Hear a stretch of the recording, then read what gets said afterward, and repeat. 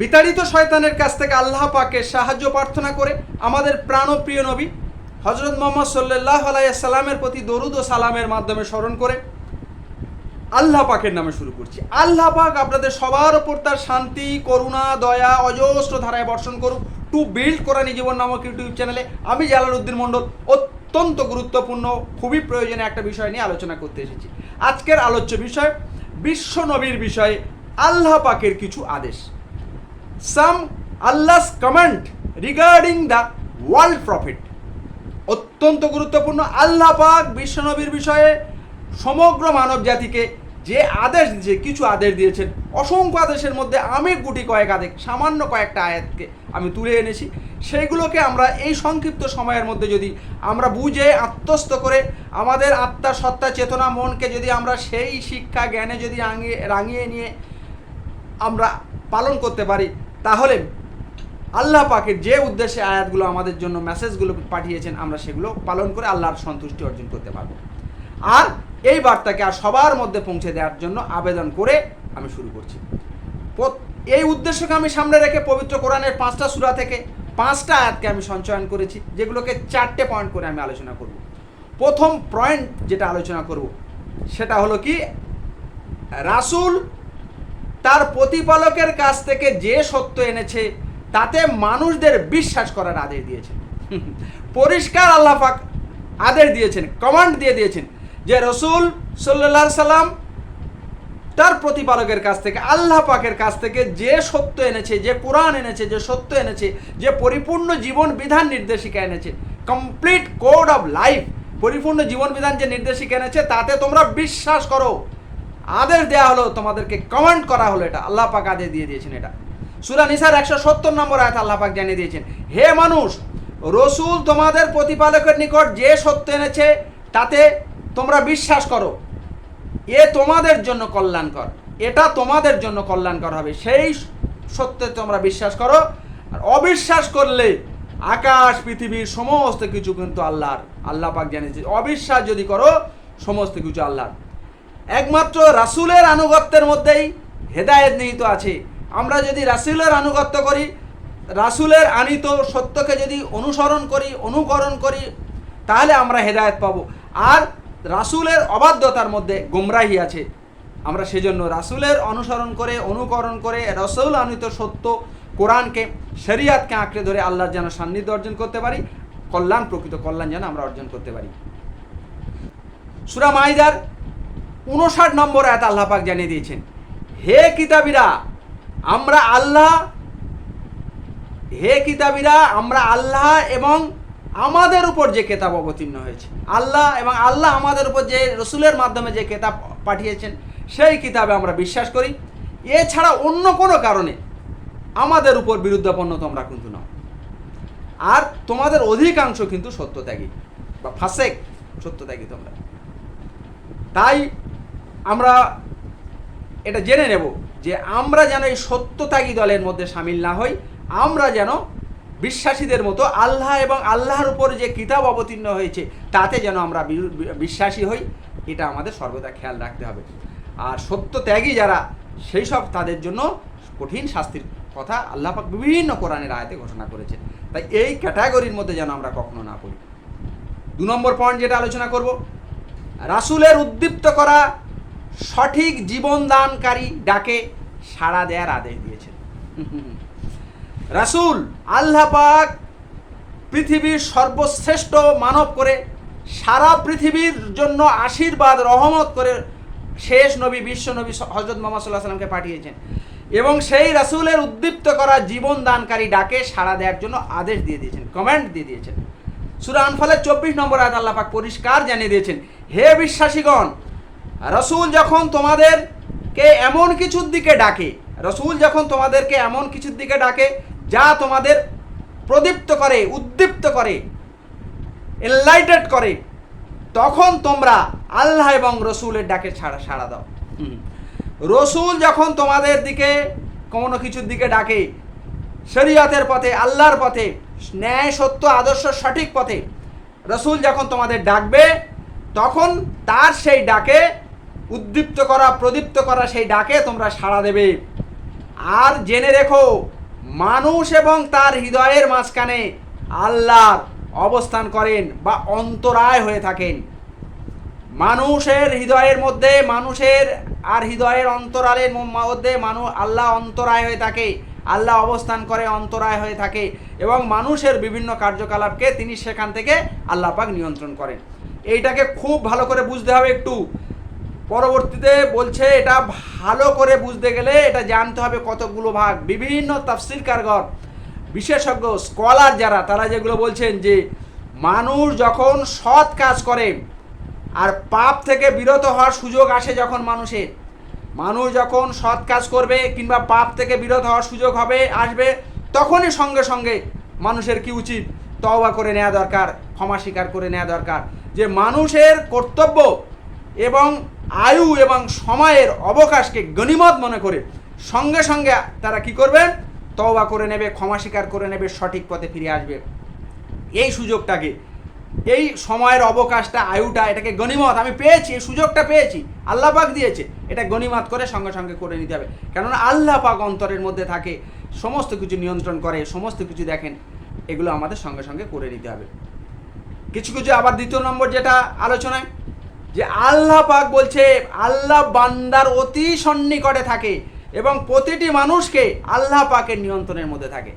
আল্লাহ পাক মানুষের খুব সন্নিকটে থাকে, প্রত্যেকটা মানুষ আল্লাহ পাকের নিয়ন্ত্রণে থাকে। আর তাই যখন কোনো বান্দা যখন অকল্যাণ থেকে আল্লাহ পাক রক্ষা করতে চায়, কোনো বান্দাকে অকল্যাণ থেকে যখন রক্ষা করতে চায়, তখন পাপ তার অন্তর এবং পাপের মাঝে অন্তরায় সৃষ্টি করে দেয়। তার অন্তর, হৃদয়ে আর পাপের মাঝে কি করতে? একটা অন্তরায়, বাধা সৃষ্টি করে দেয়। সে পাপ কাজ করতে পারে না। মানুষ যখন মানুষের কল্যাণ করতে চান আল্লাহ পাক, তখন তাই করেন। আবার কি, যখন কোনো অমঙ্গল তার থাকে, যখন কারো ভাগে অমঙ্গল থাকে, অমঙ্গল আল্লাহ পাক তাকে করতে চান, কারো ভাগে অমঙ্গল নিয়ন্ত্রণ যখন থাকে, তখন বলছে তার অন্তর এবং সৎ কাজের মাঝে আল্লাহ পাক অন্তরায় সৃষ্টি করে দেন। আল্লাহ পাক এইরকম অন্তরের মধ্যে অবস্থান করে আল্লাহ পাক এইভাবে মানুষের প্রকৃতি প্রবৃত্তি অনুযায়ী মানুষের যে যে কাজে প্রবৃত্ত হবে, উদ্বুদ্ধ হবে, যে কাজে আল্লাহ পাক সেই অনুযায়ী তার অন্তরকে এইরকমভাবে আল্লাহ পাক নিয়ন্ত্রণ করেন, তার মধ্যে অন্তরায় সৃষ্টি করেন। সেই জন্যে রাসূলুল্লাহ, খুব ভালো করে মনে রাখি, এই দোয়া আমরা সর্বদাই করব। রাসূলুল্লাহ সাল্লাল্লাহু আলাইহি ওয়াসাল্লাম একটা দোয়া সর্বদা করতেন, যে দোয়াটা এরকমই, যে হে অন্তর সমূহের বিবর্তনকারী, হে আমাদের অন্তর সমূহের বিবর্তনকারী, আমার অন্তরকে দিনের ওপর প্রতিষ্ঠিত রাখুন। আমাদের অন্তর সমূহের বিবর্তনকারী আমাদের স্রষ্টা আল্লাহ আমাদের সমস্ত অন্তর থেকে বিবর্তন করেন, আমাদের অন্তরকে কি করছে? দিনের ওপরে প্রতিষ্ঠা রাখুন। তিরমিজি শরীফ থেকে এই হাদিসটা পেয়েছি। রাসূল সাল্লাল্লাহু আলাইহি ওয়াসাল্লাম এইভাবে ওই জন্য দোয়া করতেন যে আল্লাহ পাক আমাদের অন্তরে থেকে আমাদের অন্তরকে এইভাবে নিয়ন্ত্রণ করেন। তাই আল্লাহ পাকের কাছে এরকম আমরা দোয়া চেয়ে নেব। আর সেই সঙ্গে সঙ্গে তারপরে আবার যেটা জানবো, মুসনাদে আহমদে একটা বলছে, ইবনে আব্বাস রাদিয়াল্লাহু তাআলা আনহু বলছে যে আল্লাহ কাফেরদের ঈমান ও মুমিনদের কুফরির মাঝে অন্তরায় হয়ে থাকেন। কাফেরদের মধ্যে ঈমানের মধ্যে বাধা, কাফের ঈমান আনবে না, তার মধ্যে একটা অন্তরায় তৈরি করে দেবেন আল্লাহ পাক। কাফেরদের যথাযথ শাস্তি দেওয়ার জন্য আল্লাহ পাক এটা তৈরি করবেন। আর মুমিন যারা, কুফরি আর মুমিনের মাঝে আল্লাহ পাক একটা অন্তরায় বা বাধা তৈরি করে দেন, আল্লাহ অন্তরের মধ্যে অবস্থান করে এরকমভাবে তৈরি করে দেন। তাহলে আমরা সর্বদা আল্লাহ পাকের কাছে স্মরণ করব, আল্লাহ আমার অন্তরে আছে, আল্লাহকে স্মরণ করে আল্লাহ যেন আমাদের অন্তরে সুপথে যেন সর্বদা নিয়ন্ত্রিত করেন, আমরা সেই আল্লাহ পাকের কাছে যেন আমরা সে কামনা করব সর্বদা। আবার কেউ কেউ বলেন এই আয়াতটাকে, বিভিন্ন আরও কিছু কিছু তাফসীরকারও বলেন, যেহেতু এটা বদর যুদ্ধের সংশ্লিষ্ট আয়াত, সেই জন্য বলছে যে নেক বান্দাদের, আল্লাহ পাক নেক বান্দাদের ভাগ্যকে নিয়ন্ত্রণ করেন। আবার বলছে আবার মুসলমানদের নিরাপদ অবস্থান থেকে ভীত অবস্থানেও রূপান্তরিত করতে পারেন। আবার নেক বান্দাদের আল্লাহ পাক ভাগ্যকে এরকম নিয়ন্ত্রণ করেন।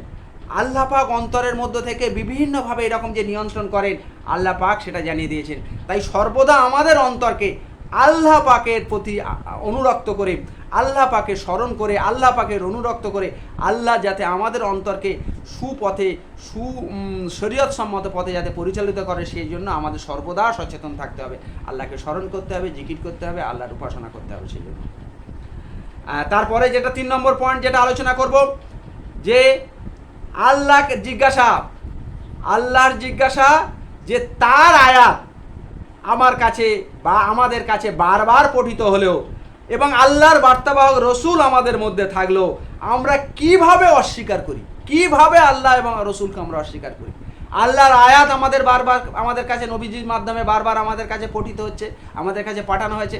আল্লাহর পরিপূর্ণ কমপ্লিট পরিপূর্ণ জীবন বিধান আমাদের কাছে বারবার পঠিত হচ্ছে, জানাচ্ছে। এবং আল্লাহ যে এনেছে, আল্লাহর বার্তাবাহক রসুল আমাদের মধ্যে আছেন, তাতে থাকলেও আমরা কি কারণে অস্বীকার করছি, আল্লাহ পাক আমাদের জানতে চাচ্ছেন। আল্লাহর বিধান অনুসরণকারীরা সরল পথ পাবে, পরিষ্কার জানিয়ে দিয়েছে। যারা আল্লাহর বিধানকে অনুসরণ করবে তারাই একমাত্র সরল পথ পাবে।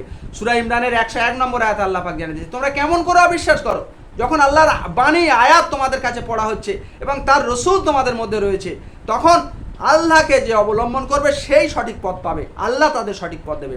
তাহলে আমরা কখনো আল্লাহর আয়াত আমাদের সামনে আছে, আল্লাহর রসুল আমাদের কাছে আজকে নেই, কিন্তু রসুলের সুন্নত আছে, রসুলের শরিয়ত যে নির্দিষ্ট করে দিয়েছে আল্লাহর বাণী এবং রসুলের সুন্নত দিয়ে পরিপূর্ণ জীবন বিধান শরিয়ত নির্দিষ্ট করেছে, সেটা আমাদের সামনে আছে। আজকে আল্লাহর নবী চলে গেছেন, কিন্তু নবীর যে সুন্নতগুলো রয়ে গেছেন, বলে দিয়েছে আমাদের সামনে আছে, কোরআন আছেন, নবীর সুন্নতগুলো আছেন। তাহলে আমরা কিভাবে অস্বীকার করব? আমরা কখনো অস্বীকার যেন না করি এবং এই দলের মধ্যে আমরা যেন কখনো না পড়ি। 4 নম্বর পয়েন্ট, রাসূলের প্রতি অবতীর্ণ কিতাবকে সত্য বলে জানা এবং মানা। আর যে জেনেও অন্ধ সে কখনো কি সমান? আল্লাহ পাক জানতে চাইছে, কখনো তারা সমান নয়। সূরা রদের 19 নম্বর আয়াত আল্লাহ পাক জানিয়ে দিয়েছেন, তোমার প্রতিপালকের কাছ থেকে তোমার উপর যা অবতীর্ণ হয়েছে তাতে যে সত্য বলে জানে সে আর যে জেনেও অন্ধ সে কি সমান? কখনো হবে না। বোধ বুদ্ধি সম্পন্নরাই শুধু উপদেশ গ্রহণ করে। বলছে যারা সত্য বলে জানে, আমরা কোন দলের মধ্যে আছি? আমাদের প্রতিপালকের কাছে যা অবতীর্ণ হয়েছে পবিত্র কোরআন, পরিপূর্ণ জীবন বিধান নির্দেশিকা, আর যে সত্য বলে যে মানে, যে জানে, যে বিশ্বাস করে সে, আর যে জেনেও অন্ধ। আমাদের কাছে আছে, কোরআন আছে, রসুলের সুন্নত আছে, সব আমাদের সামনে আছে, এগুলো জেনেও আমরা অন্ধের মতো আচরণ করছি, এগুলোকে অনুসরণ করছি না, এই বিধান মেনে আমরা জীবন যাপন করছি না। তাহলে আমরা জেনেও অন্ধ। আমরা কোন ক্যাটাগরির মধ্যে পড়ছি আমরা মূল্যায়ন করব নিজেরা আজকে। সেই মূল্যায়ন করে আমরা সঠিক পথে আমাদের আসতে হবে। আল্লাহর বাণী, নবীর তরিকা, আল্লাহর আদেশ, নবীর সুন্নত দুটোকে মিলিয়ে পরিপূর্ণ যে শরীয়ত করেছে সেগুলোকে আমাদের জানতে হবে। বোধ শক্তি সম্পন্নদের মতো সেগুলো জেনে বুঝে এবং পরিপূর্ণ সেই শরীয়তের বিধানে আত্মনিমক জীবন বিধানকে পরিচালিত করে আমরা আদর্শ যাতে মুসলমান মুত্তাকি ফরেজগার হতে পারি, সেই কামনা করে শেষ করছি।